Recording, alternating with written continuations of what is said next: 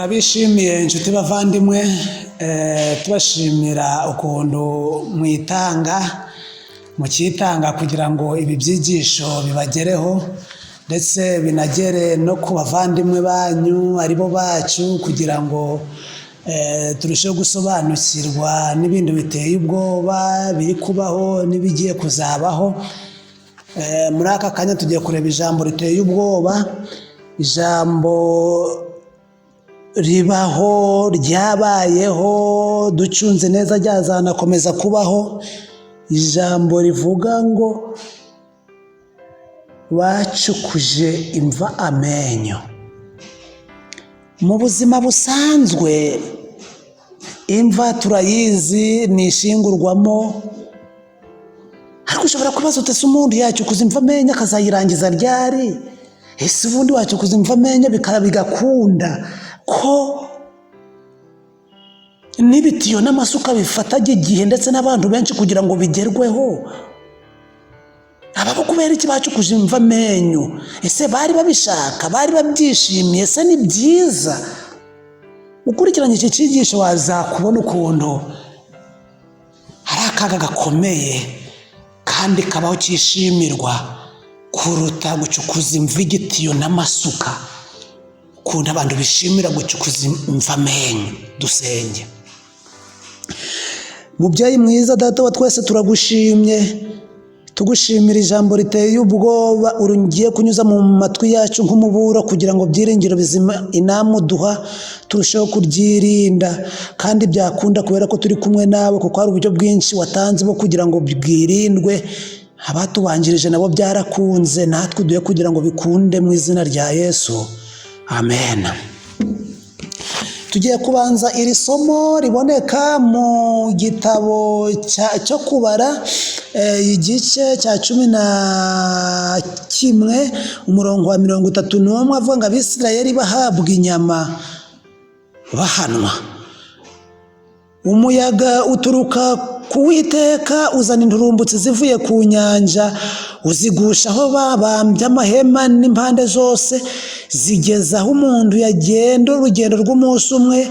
Ikirundo cyazo kiresha n'intambwe intambwe 4 z'intoki.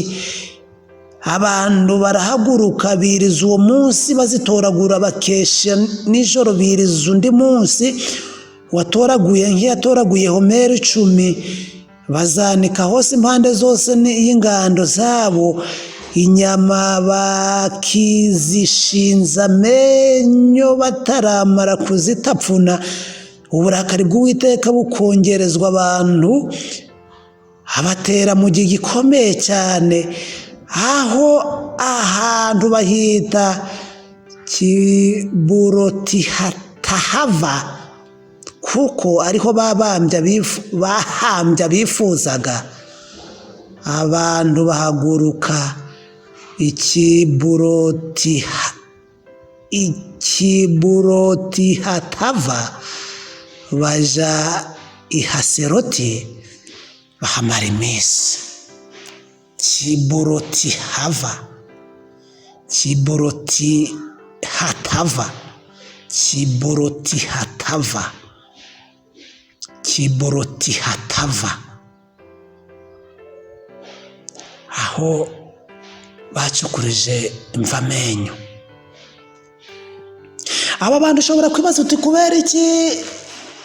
Ese ibyo bintu byo gucukuza imva amenyo mbivanye heye ko muri iryo somo ntabirimo? Aba bantu bari bafite amahirwe atangaje, nk'uko bigaragara mu kuva igice cya 16. Imana yari yarabahaye amahirwe yo kubona ibyo kurya bitabagoye. Imana yari yarabahaye manu, bayiryaga badahinze batikoreye. Ikintu bakoraga gusa kwari kugenda bagatoragura iyo buri muryango uri buze kurya. Iyo bashakaga bayitekaga nk'uko impungure zitekwa, bashaka bakayisesha nk'uko impungure tuzisesha, bakanywa igikoma, bagakoramo n'imigati. Bari bafite uburyo bwinshi bagomba kwikoramo manu, hanyuma bakabona indyo yuzuye.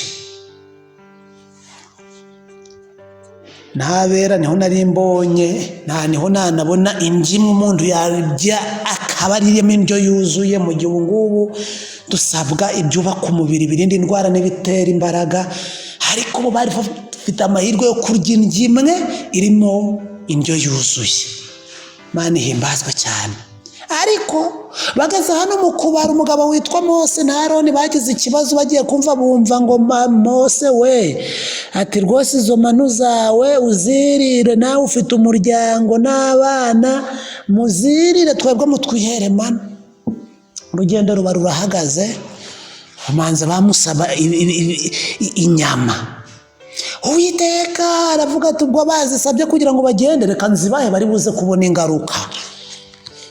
Abantu benshi ubu ngubu nabo ntabwo babona ingaruka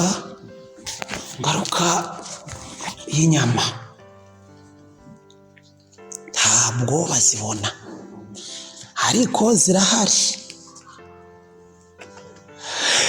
Kandi inama ku mirire n'ibyo kurya, ku paji 381 aravuga ngo kandi ubwira abantu uti mwiyegurire Uhoraho, kuko ejo azabaha inyama mwaririye.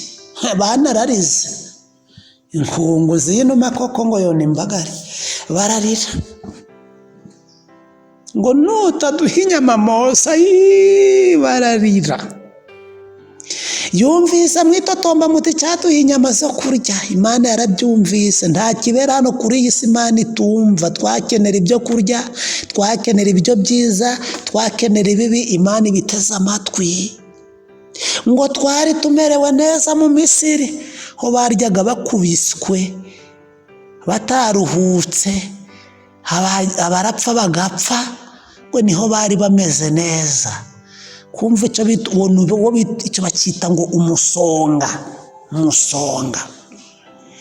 Ntimuzazirya umunsi umwe cyangwa 2 cyangwa 3 cyangwa 10 cyangwa 20 gusa, muzamara ukwezi muzirya kugeza ubwo zizabatera iseseme. Ibyo bizaterwa nuko mwimuye Uhoraho uri hagati muri mwe. Urugo rwimuye Uhoraho rukunda inyama, handi Uwiteka atari haba hari akaboga. Kuko bimuye iki? Imana yimutse isimburwa n'inyama.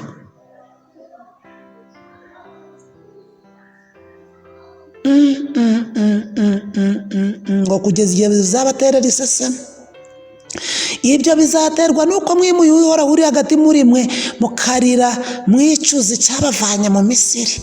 Musa ariwe Mose aramusubiza ati dore turi abandi 600,000, none ngo uzatugabura inyama ukwezi kose? Nubwo twabaga amatungo yacu yose ntabwo byaduhaza, ndetse nubwo twaroba amafi yose yo mu nyanja nayo ntabwo yaduhaza. Uhoraho aramusubiza ati ese ntuzi ko Imana igira amaboko? Na Mose arashidikanyiza ngo none ngo nazo ntazo barabona. Gahoro kimba karahiye. Uhoraho awuhisha umuyaga, uzana inturumbutsi, uzimena mu nkambi, nazikikije haja kuresha n'urugendo rw'umunsi umwe.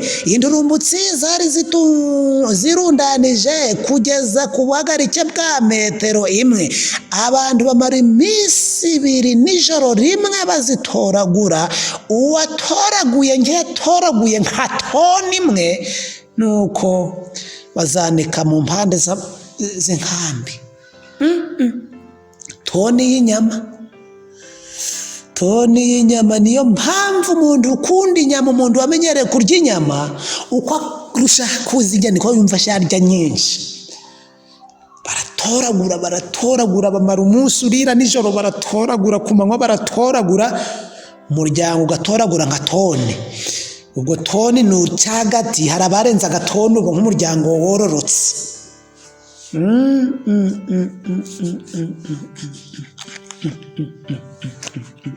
Toni y'inyama.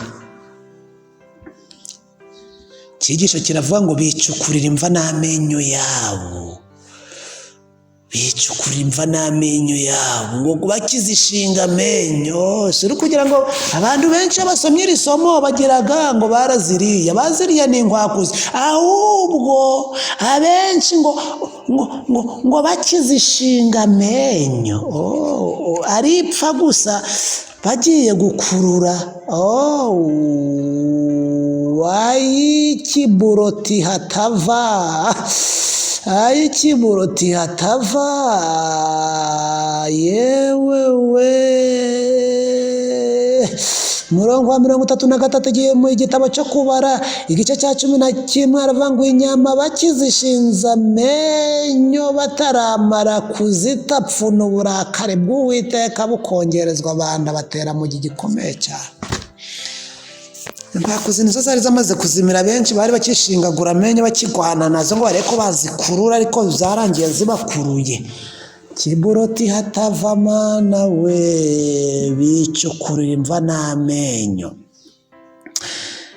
Ingingo ya 228 inama ku mirire n'ibyo kurya muri cya gitabo cyitwa inama ku mirire n'ibyo kurya, paje 145 ni ingingo ya 228. Ikigisho kiravuga ngo bicukurira imva n'amenyo yabo. Nta bitiyo, nta masuka, nta menyo y'abanda. Impamvu ituma benshi mu bagabura bacu bahura n'uburwayi bukabababaza nuko badakora imyitozo ngororamubiri ihagije kandi bakarya ibirenze urugero. Ntibabona ko imikorere ngiyo ishyira mu kaga n'umubiri ufite imbaraga. Abantu bamwe kimwe namwe n'abanyantege nke mu myitwarire bakwiriye kurya bitonda kandi ntibahunge imirimo isaba ingufu. Benshi mu bagabura bacu bicukurira imva n'amenyo yabo mu gushyira ibyo kurya biremereye mu ngingo zigogora. Umubiri urwana no kwakira uwo mutwaro ukahababarira, maze ingaruka zikagera ku bwonko. Ikosa ryose rikozwe mu kwica amategeko agenga umubiri rigendana n'igihano kigera ku mubiri n'ucumuye kuri ayo mategeko. Ikosa ryose umuntu akoze riba rifite igihano kizagaragara nyuma. Iyi ndwara yose ije iba ifite imvano yahiturutse n'ikiyitera, aribyo bivamo gucukuza imva amenyo. Kiburoti hatava mana ikiranuka. Inama ku mirire paje 490 dusoza icyigisho cyacu 490.